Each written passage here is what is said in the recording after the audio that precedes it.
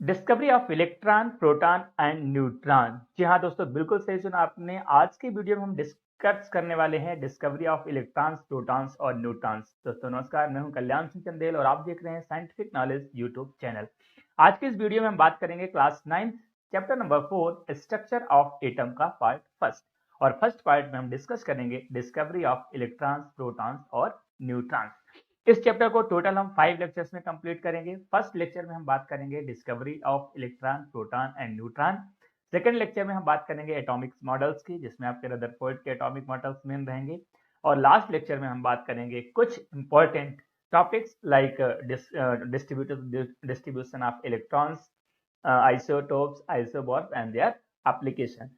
Fourth lecture में हम बात करेंगे कुछ important question, their answer, explanation. और लास्ट लेक्चर में हम बात करेंगे एनसीईआरटी सॉल्यूशन की। तो बने रहिए मेरे साथ, शुरू करते हैं आज का वीडियो और सीखते हैं कुछ नया। सबसे पहले हम बात कर लेते हैं टॉपिक इन दिस चैप्टर, यानी इस चैप्टर में हम कौन कौन से टॉपिक कवर करवाने हैं। The first topic is introduction. तो कोई भी चीज का जब हम स्टार्टिंग करते हैं तो सबसे पहले हम बात करते हैं इंट्रोडक्शन की। Second topic discovery of electrons की, cathode ray experiment bye J J Thompson. फिर हम बात करेंगे फैक्ट्स अबाउट इलेक्ट्रॉन्स। इलेक्ट्रॉन्स की कुछ प्रॉपर्टीज हैं, लाइक उसका चार्ज कितना होता है, उसका मास कितना होता है, वो सारी चीजें डिस्कस करेंगे। फिर हम बात करेंगे डिस्कवरी ऑफ प्रोटॉन्स, एनोड रे या कैनाल रे एक्सपेरिमेंट। फिर हम बात करेंगे फैक्ट अबाउट प्रोटॉन्स। प्रोटॉन्स की प्रॉपर्टीज देखेंगे, उसमें पॉजिटिव चार्ज कितना होता है, उसका मास कितना होता है। और लास्ट में हम बात करेंगे इस लेक्चर में डिस्कवरी ऑफ न्यूट्रॉन्स का, जो कि जेम्स चैडविक ने दिया था। तो इस तरह से ये आपका फर्स्ट जो वीडियो है इन तीन टॉपिक्स के साथ कंप्लीट हो जाता है। लेकिन हम बात कर लेते हैं कि इस चैप्टर में और कौन कौन से टॉपिक हम कवर करने वाले हैं। तो सेकंड वीडियो लेक्चर में हम बात करेंगे एटॉमिक मॉडल्स की बात करेंगे, जिसमें थॉमसन का एटॉमिक मॉडल्स होगा, रदरफोर्ड का एटॉमिक मॉडल होगा। फिर रदरफोर्ड में observation made by Rutherford in his experiment देखेंगे। फिर कंक्लूजन मेड बाय रदरफोर्ड देखेंगे, features of Rutherford proposed model of atom. फिर ड्रॉबैक्स देखेंगे रदरफोर्ड मॉडल्स की। और लास्ट में हम बात करेंगे assumption made by Niels Bohr. तो ये सारे टॉपिक हम कवर करेंगे लेक्चर नंबर 2 में। अब हम देखते हैं लेक्चर नंबर 3। फर्स्ट टॉपिक है atomic number, second atomic mass, third distribution of electron in various shell, Bohr's scheme, valence shell and valence electrons, isotopes, uses of isotope and isobar. इस तरह से आपका थर्ड लेक्चर जो है पूरी तरह से कंप्लीट हो जाएगा। यहाँ से हम थ्योरी पार्ट को कंप्लीट करने के बाद जो नेक्स्ट लेक्चर हमारा रहेगा, लेक्चर नंबर 4, वहां पे हम बात करेंगे कुछ important question for your competitive examination based on your board examination also. And last lecture जो रहेगा वो एनसीईआरटी बुक में जो एनसीईआरटी क्वेश्चंस दिए हुए हैं, एक्सरसाइज दी हुई है, उसकी हम प्रैक्टिस करेंगे। चलिए अब हम शुरू करते हैं आज का लेक्चर। तो सबसे पहले हम बात करते हैं इंट्रोडक्शन की। जैसे कि आपको सबको पता है कि जब हम बात करते हैं परमाणु की खोज की, तो हमारे हिंदू समाज में जो एक हमारा जो पुराण है, जो ऋषि मुनि हुआ करते थे, उनमें एक महर्षि कणाद थे जिन्होंने पहली बार परमाणु को डिफाइन किया था। और उन्होंने बताया था कि the smallest particle of any substance, कोई भी जो पदार्थ है वो क्या कहलाएगा, परमाणु कहलाया था। और उन्होंने एक बात और बोली थी कि जो हमारे पंच तत्व हैं, छित जल पावक गगन शमीरा, 5 तत्वों से बना शरीर, तो उन्होंने मैटर को भी इस बेस पे डिफाइन किया था। और उसके बाद अगर दूसरा नाम आता है किसी का, तो वह है जॉन डाल्टन, जिन्होंने कंसीडर किया था atom to be an individual entity, but its contents had to be discarded at the end of 19th century।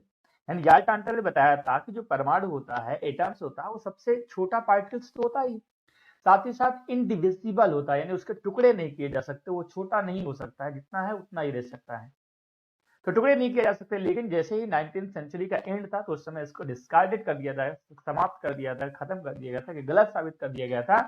Because when scientists through experiments were able to find existence of charged electrons and protons। कब? जब दूसरे वैज्ञानिकों ने research किया, experiment किया, और जब उन्होंने न्यूट्रॉन और प्रोटॉन और इलेक्ट्रॉन की खोज की, तो उन्होंने बताया कि भाई जो आपका एटम है उसके भी सब पार्टिकल्स हो सकते हैं। These particles were called the subatomic particles। और जो इलेक्ट्रॉन्स, प्रोटॉन्स और न्यूट्रॉन्स हैं, उन्हीं को हम बोलते हैं सब एटॉमिक पार्टिकल्स। फिर हम बात करते हैं discovery of electrons, cathode ray by J J Thomson. यानी जो हमने इलेक्ट्रॉन की खोज की थी वो किस बेस पे की थी, तो हमारे एक वैज्ञानिक थे, साइंटिस्ट थे, जे जे थॉमसन ने, जिन्होंने कैथोड रे एक्सपेरिमेंट किया था। कैथोड रे मतलब होता है आपका नेगेटिव चार्ज। पढ़ लेते हैं, समझ लेते हैं, बहुत ध्यान से समझना चित्र से, और बकायदे में एक एक पॉइंट आपको समझाने वाला हूं ताकि कोई भी टॉपिक आपसे मिस नहीं हो, चाहे आप कॉम्पिटेटिव एग्जाम की तैयारी कर रहे हो या फिर आप बोर्ड एग्जामिनेशन के बेस पे प्रिपरेशन कर रहे हो। तो फर्स्ट आपका पॉइंट कहलाता है Thomson explained presence of electron by cathode ray experiment. In the late of 19th century, physicist J.J. Thomson began an experiment with cathode ray tube.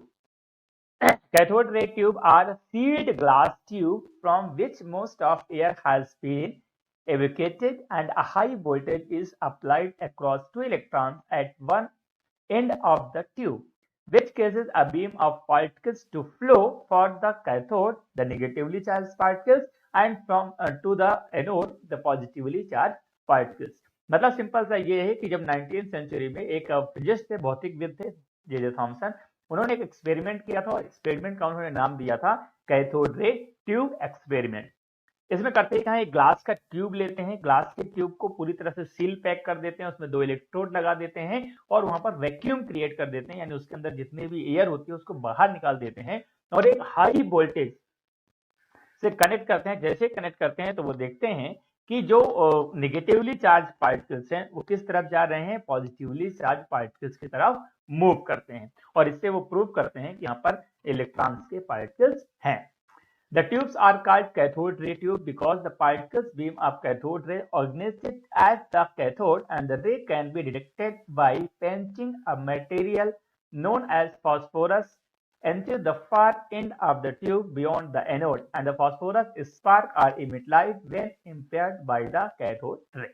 आइए इसको चित्र की मदद से समझने का प्रयास करते हैं। सिंपल सा आपके सामने एक चित्र दिखाई दे रहा है, ध्यान से देखिए। तो ये जो आपका पूरा इंस्ट्रूमेंट दिखाई दे रहा है, ये है आपका ग्लास ट्यूब।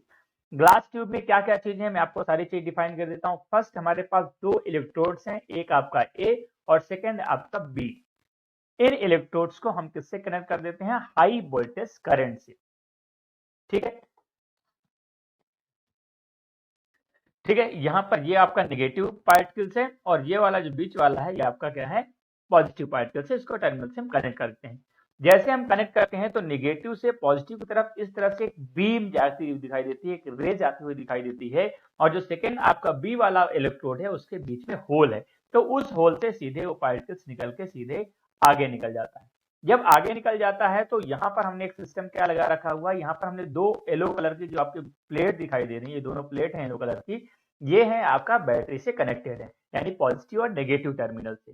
तो जब ये रे जो आपकी नेगेटिव चार्ज जो पार्टिकल्स हैं या नेगेटिव चार्ज जो आपका रे है, वो जब इन दोनों प्लेट्स के बीच से गुजरती है तो वो डिफ्लेक्ट हो जाती है, यानी मुड़ जाती है। किस तरफ मुड़ती है, अगर मान लेते हैं, सिंपल सा हमने ये एक्सपेरिमेंट इसलिए किया कि अगर जो रे जा रही है वो पॉजिटिव की तरफ फोल्ड हो रही है, मुड़ रही है, तो इसका मतलब वो नेगेटिव चार्ज पार्टिकल्स है, और यदि नेगेटिव की तरफ फोल्ड हो रही है इसका मतलब पॉजिटिव चार्ज पार्टिकल्स है। तो जो वहां से एक बीम निकलती हुई दिखाई देती है वो पॉजिटिव है या नेगेटिव है, उसके लिए हमने ये मैग्नेटिक फील्ड जनरेट किया था, इलेक्ट्रिक फील्ड, सॉरी। ठीक है, फिर इसके बाद जैसे ही ये पार्टिकल्स आगे जाते हैं तो ये पार्टिकल्स मुड़ा नहीं मुड़ा, सीधा गया, क्योंकि नेकेड आई से विजिबल होता नहीं है, तो उसके लिए यहाँ पर जो आपका ग्रीन कलर का ये पोर्शन दिखाई दे रहा है, ये है आपका फास्फोरस कोटिंग।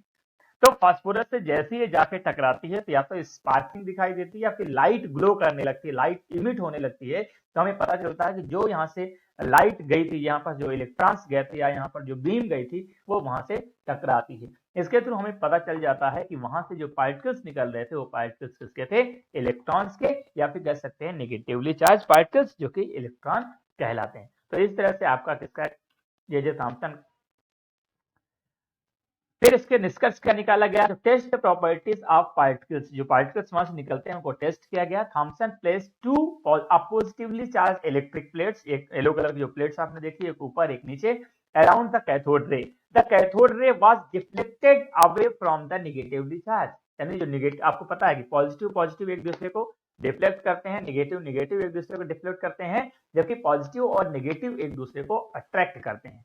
ठीक है, तो इसके बाद क्या होता है, the cathode ray was deflected away from the negatively charge electric plates and towards the positively charge plates, and this indicates that the cathode ray was composed of negatively charge particles.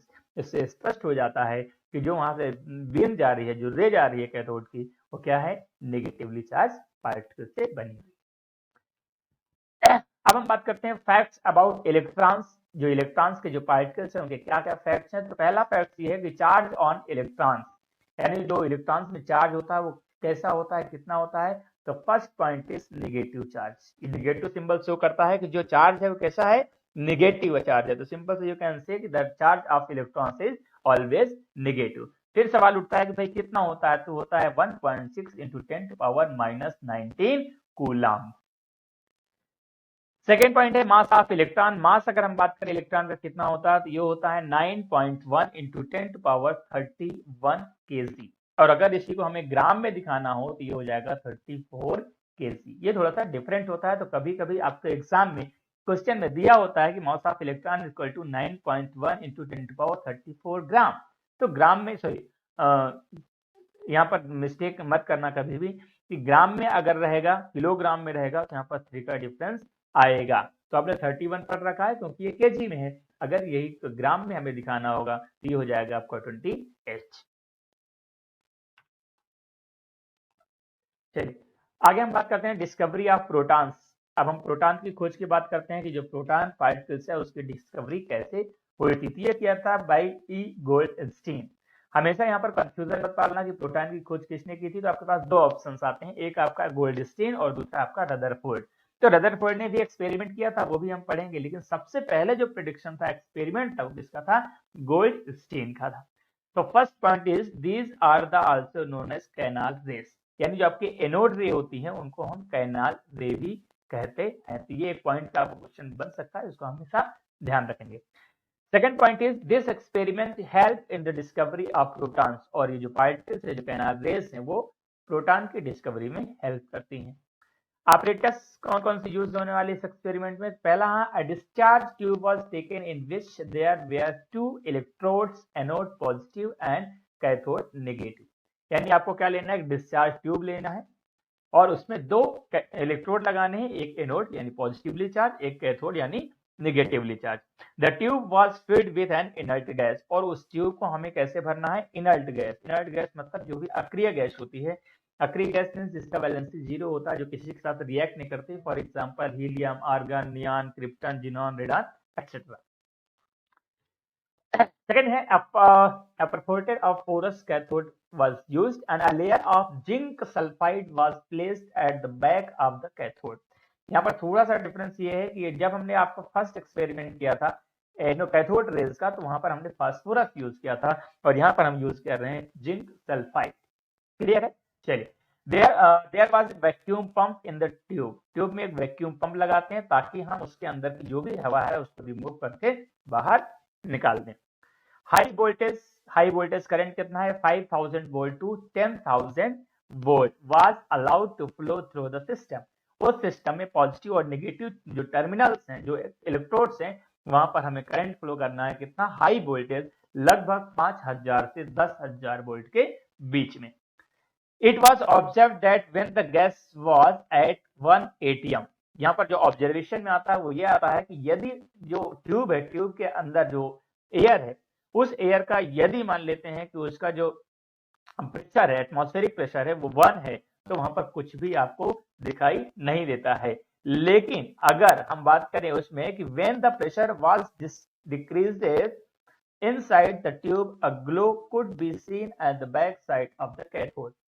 यानी जैसे ही हम उसमें से जो air है उसको हम vacuum create कर देते हैं, या जो आपका वैक्यूम पंप है उससे इसके अंदर की सारी एयर बाहर निकाल देते हैं, तो होता क्या है कि जो आपने फास्फोर जो जिंक सल्फाइड के जो पीछे प्लेट लगी हुई है वहां पर आपको ग्लो दिखाई देता है। इसका मतलब ये हुआ कि वहां पर आपका जो एक्सपेरिमेंट है वो प्रारंभ हो जाता है।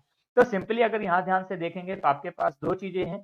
एक चीज आपके पास यहाँ पर ये वाला इलेक्ट्रोड है, दूसरा आपके पास ये इलेक्ट्रोड है। ये वाला आपका पॉजिटिव चार्ज इलेक्ट्रोड है, ये वाला नेगेटिव चार्ज है। ये आपका वैक्यूम पंप लगा हुआ है जिसके थ्रू जो ग्लास ट्यूब है उसके अंदर की पूरी हवा हम बाहर निकाल देंगे। और ये रहा आपका हाई वोल्टेज करंट जनरेटर, लगभग 5000 से 10,000 वोल्ट तक। जैसे हम इसमें करंट फ्लो करते हैं, तो अगर मान लेते हैं हमने वैक्यूम नहीं क्रिएट किए, वहां पर हवा है, कितनी हवा है, तो लगभग 1 atm, यानी pm मतलब होता है 1 एटमॉस्फेरिक यूनिट, ठीक है। फिर अगर हम बात करते हैं तो वहां पर कोई भी ऑब्जर्वेशन नहीं होता, लेकिन जैसे ही हम यहाँ पर वैक्यूम क्रिएट करते हैं, जितनी हवा अंदर होती है वो बाहर निकाल देते हैं, तो ये जो आपकी जिंक सल्फाइड की प्लेट लगी हुई है कैथोड के पीछे, वहां पर आपको क्या दिखाई देता है, ग्लो दिखाई देता है। इसका मतलब ये होता है कि ये जो पार्टिकल्स आपको इधर सीधे जाते हुए दिखाई देते हैं, वो जाके उससे टकराते हैं, और जैसे टकराते हैं तो वहां पर आपको ग्लो दिखाई देता है।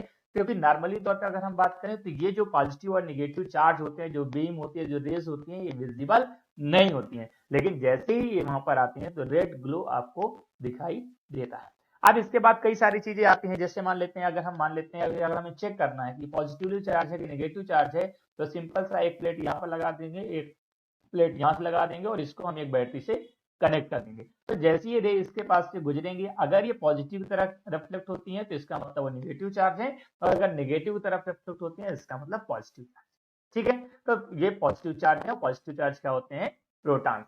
फिर इसके बाद बात ये होती है कि जो आपकी रेज आ रही हैं वो रे है या फिर पार्टिकल्स है। तो पार्टिकल्स के लिए यहाँ पर उन्होंने क्या किया था कि एक व्हील लगा दिया, इस तरह से एक पहिए टाइप का लगा दिया, कि जैसे ही ये पार्टिकल्स इसके बीच से गुजरते हैं तो व्हील जो होता है क्या होता है, मूव करने लगता है, घूमने लगता है। यदि घूम रहा है इसका मतलब क्या है कि जो रे निकल रही है वो क्या है, पार्टिकल्स है, ना कि रेज। क्लियर है। तो ये रहा आपका प्रोटॉन। फिर प्रॉपर्टीज ऑफ एनोड रेज, जो एनोड रेज निकलते हैं, जो पॉजिटिवली चार्ज जो पार्टिकल्स निकलते हैं, उसकी क्या क्या प्रॉपर्टीज। तो properties of anode rays they are similar to that of cathode rays, यानी जैसे कैथोड रेज की प्रॉपर्टीज है वैसे एनोड रेज की है, बस दोनों में डिफरेंस सिर्फ इतना है कि जो आपकी एनोड रेज होती हैं वो आपकी पॉजिटिवली चार्ज होती हैं, और जो कैथोड रेज होती है वो नेगेटिवली चार्ज होती है। फर्स्ट प्रॉपर्टी है anode rays rotate the paddle wheel, जो व्हील होता है उसको रोटेट करती है, इसका मतलब क्या होता है, इसका मतलब वो पार्टिकल्स है। सेकेंड है anode rays cast on heating effect, यानी वो हीटिंग इफेक्ट केस करती हैं। Next property is anode rays create a sharp shadow showing that they move in the straight line, यानी जब वो मूव करते हैं, जैसे मान लेते हैं यहाँ पर अगर कोई भी मीडियम रखा हुआ, अगर इधर से लाइट आती है तो लाइट यदि मान लेते हैं सीधी लाइन में जाती है तो इसकी एक स्ट्रेट शैडो आपको यहाँ पर दिखाई देती है। अगर शैडो विजिबल होती है तो इसका मतलब कि जो आपके पार्टिकल्स हैं, जो आपकी रेस हैं, वो एक सीधी लाइन में मूव करती हैं। और नेक्स्ट प्रॉपर्टीज है anode rays they are deflected towards the negative plates showing that particles are positively charged, यानी जो एनोड रेज होती हैं वो पॉजिटिव चार्ज नेगेटिव चार्ज की तरफ डिफ्लेक्ट होती हैं, मुड़ जाती हैं, इसका मतलब वो पार्टिकल्स कहते हैं अपने पॉजिटिवली चार्ज्ड। अब हम बात करते हैं फैक्ट अबाउट प्रोटॉन्स, यानी जो प्रोटॉन्स के जो पार्टिकल्स होते हैं उनके क्या क्या फैक्ट्स होते हैं। तो पहला है anode rays they are found to contain positively charge particles which was named as protons, यानी जो एनोड रेज होती हैं वो पॉजिटिवली चार्ज होते हैं और उसी को हम क्या बोल देते हैं, उसी को बोल देते हैं प्रोटॉन्स। अगर हम बात करें चार्ज प्रोटॉन्स की, तो प्रोटॉन्स के चार्ज बिल्कुल सेम होता है इलेक्ट्रॉन के चार्ज का, बस प्रोटॉन के चार्ज पॉजिटिव होते हैं, इलेक्ट्रॉन के चार्ज नेगेटिव होते हैं, लेकिन मात्रा में लगभग सेम होते हैं, 1.6 into 10 to power minus 19 coulomb. अगर मास की बात करेंगे तो इलेक्ट्रॉन का मास और प्रोटॉन का मास में जमीन आसमान का फर्क होता है।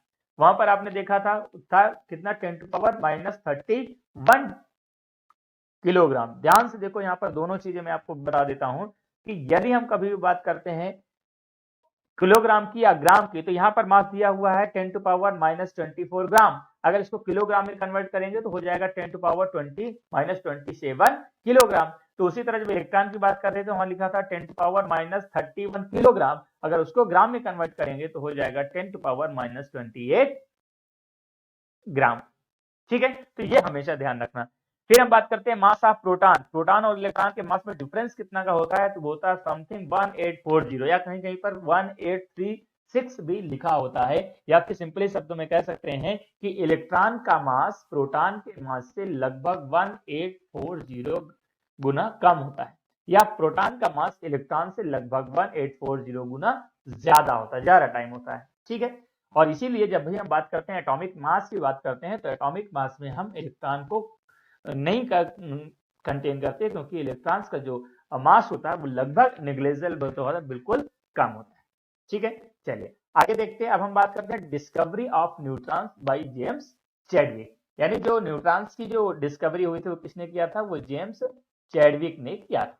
कैसे किया था देख लेते हैं। तो सबसे सिंपल सी बात है, जब हम बात करते हैं इलेक्ट्रॉन्स, प्रोटॉन्स और न्यूट्रॉन्स की, तो हमें सिंपल सी पहली चीज ये पता है कि जो एटम होता है, परमाणु होता है, वो हमेशा न्यूट्रल चार्ज में होता है, उसमें ना पॉजिटिव चार्ज होता है ना नेगेटिव चार्ज होता है। फिर जब एक्सपेरिमेंट हमने किया तो एक्सपेरिमेंट से हमें क्या पता चला कि इलेक्ट्रॉन्स होते हैं जो पॉजिटिव चार्ज होते हैं, प्रोटॉन्स होते हैं जो इलेक्ट्रॉन्स आपके नेगेटिव चार्ज होते हैं, प्रोटॉन्स आपके पॉजिटिव चार्ज होते हैं, और दोनों सेम मात्रा में होते हैं। नहीं, पॉजिटिव और नेगेटिव अगर चार्ज बिल्कुल सेम है तो इसका मतलब वो न्यूट्रल है। तीसरी चीज ये समझ में आएगी जब हम बात करते हैं एटॉमिक मास की। तो एटॉमिक मास में हमने देखा कि अगर उसमें एक प्रोटॉन अवेलेबल है तो एटॉमिक मास भी एक प्रोटॉन के बराबर होना चाहिए, पर एटॉमिक मास उससे डबल आता है। कैसे? सिंपल था, जैसे मान लेते हैं हमारे पास एक कंपाउंड है 1H1, तो 1H1 एक ऐसा एटम है जहां पर प्रोटॉन होता है, इलेक्ट्रॉन नहीं होता है, सिर्फ प्रोटॉन्स होता है। तो जब इलेक्ट्रॉन नहीं होता है तो प्रोटॉन का जितना मास होता है उतना इसका मास होना चाहिए, कोई दिक्कत नहीं है। लेकिन अगर हम बात करें यहीं पर दूसरे एटम की बात करते हैं, हीलियम की बात करते हैं, तो हीलियम में होते हैं 2 प्रोटॉन्स। तो जब हीलियम में 2 प्रोटॉन्स है तो इसका मतलब उसका जो मास होना चाहिए वो 2 प्रोटॉन के बराबर होना चाहिए, पर मास कितना होता है? 4। इसका मतलब ये होता है कि इसका मतलब कुछ तो भी और है जिसकी वजह से इसका मास 4 है। इसका मतलब क्या है कि इलेक्ट्रॉन्स प्रोटॉन्स के अलावा कुछ तो भी है जो न्यूट्रल होता है, जिसमें कोई भी चार्ज नहीं होता है, लेकिन मास लगभग प्रोटॉन के बराबर होता है। तब उनका दिमाग आया कि भाई इसका मतलब और भी रिसर्च करने की आवश्यकता है। फिर ये काम उठाते हैं जेम्स चैडविक ने, जिन्होंने अपने एक्सपेरिमेंट के थ्रू ये शो किया, ये दिखाया कि न्यूट्रॉन्स होते हैं, न्यूट्रल चार्ज के होते हैं, जो कि प्रोटॉन के साथ न्यूक्लियस में अवेलेबल होते हैं। ठीक है, so the James Chadwick bombarded lighter elements like lithium, boron, which alpha particles, and observed emission of new particles having zero charge but having mass equal to the protons. These particles were called neutron या neutral particles of atom. चलिए experiment के through समझ लेते हैं। Simple सा उन्होंने किया क्या, उन्होंने लिया एक अल्फा पार्टिकल्स इमिटर, ये है आपका अल्फा पार्टिकल्स इमिटर जो कि अल्फा पार्टिकल्स को इमिट करता है। दूसरा हमारे पास हमने यहाँ पर बेरिलियम की एक पतली सी प्लेट ले ली है। बेरिलियम आपका एक एलिमेंट है जो कि छोटा एलिमेंट होता है। तो जैसे उन्होंने अल्फा पार्टिकल्स की बमबारी की, अल्फा पार्टिकल्स इसके अंदर गए, तो अल्फा पार्टिकल्स में इतना पावर होता है कि अल्फा पार्टिकल्स ने बेरिलियम के अंदर से न्यूट्रॉन्स को बाहर निकाल दिया। तो इस तरह से कुछ पार्टिकल्स जो है इस तरह से बाहर निकल के आते हैं। फिर वो पार्टिकल्स को आइडेंटिफाई करने के लिए जो पार्टिकल्स निकले हुए हैं किस चीज के लिए, यहाँ पर एक दूसरी प्लेट लगाई जाती है, किसकी? पैराफिन यानी मोम की, वैक्स की। तो जैसे ही वैक्स के अंदर से इनको गुजारा जाता है तो यहाँ से प्रोटॉन्स निकल पड़ते हैं। इसका मतलब ये होता है कि जो पार्टिकल्स यहाँ पर थे उनके अंदर इतना ज्यादा पावर है, इतनी ज्यादा वेलोसिटी है कि वो पैराफिन के एटम्स के अंदर से प्रोटॉन को बाहर निकाल सकते हैं। और यहाँ पर जो आपका ionized चेंबर्स है, यहाँ पर इसको अफेक्ट करते हैं, कलेक्ट करते हैं या आइडेंटिफाई करते हैं। ठीक है, तो इस तरह से उन्हें पता चला कि भाई जो पार्टिकल्स निकल रहे होते हैं वो क्या होते हैं? न्यूट्रल चार्ज के होते हैं, बट उनमें मास होता है, जिसकी वजह से वो प्रोटॉन के जो पार्टिकल्स हैं उनको बाहर निकाल सकते थे। ये छोटा सा एक्सपेरिमेंट था जिसके थ्रू जेम्स चैडविक ने बताया या डिस्कवर किया किसको? न्यूट्रॉन्स को। तो neutrons are absent in protium isotope of hydrogen atom, यानी जो न्यूट्रॉन्स होते हैं वो प्रोटियम आइसोटोप में एब्सेंट होते हैं। और यही रीजन है, कह सकते हैं कि प्रोटियम में न्यूट्रॉन्स नहीं होते हैं, लेकिन इलेक्ट्रॉन्स और प्रोटॉन होते हैं। Since mass of electrons are negligible as consider that the protons and neutrons, hence sum of the masses of protons and neutrons in an atom will compose its atomic mass. ठीक है, तो atomic mass में हम सिर्फ protons और neutrons को रखते हैं, इलेक्ट्रॉन्स को नहीं रखते हैं, क्योंकि इलेक्ट्रॉन्स का जो मास होता है वो लगभग निग्लिजिबल होता है। तो इन वीडियो से सबसे अच्छा फायदा आपका ये भी होता है कि यदि आपको नोट्स बनाने हैं तो नोट्स भी आप प्रॉपर बना सकते हैं, क्वेश्चन के प्रैक्टिस भी कर सकते हैं, और उम्मीद है सारी चीजें आपको समझ में आ रही होंगी। अगर कुछ भी डाउट होता है, नहीं समझ में आता है, तो कमेंट सेक्शन में जाके आप हमें कमेंट कर सकते हैं, हम उसमें सुधार करेंगे और आपको जवाब देने की कोशिश करेंगे। तो यहाँ से आपका ये लेक्चर समाप्त होता है। अगर आपको कुछ भी डाउट है तो आप कमेंट सेक्शन में लिख सकते हैं। हमारे चैनल में यदि आप नए हैं तो उसको सब्सक्राइब कर सकते हैं। वीडियो अगर पसंद आता है तो उसको लाइक कर सकते हैं, अगर नहीं पसंद आता तो डिसलाइक का बटन भी दबा सकते हैं। तो thanks for watching this video. Please like, share and subscribe our channel and press the bell icon for daily notification.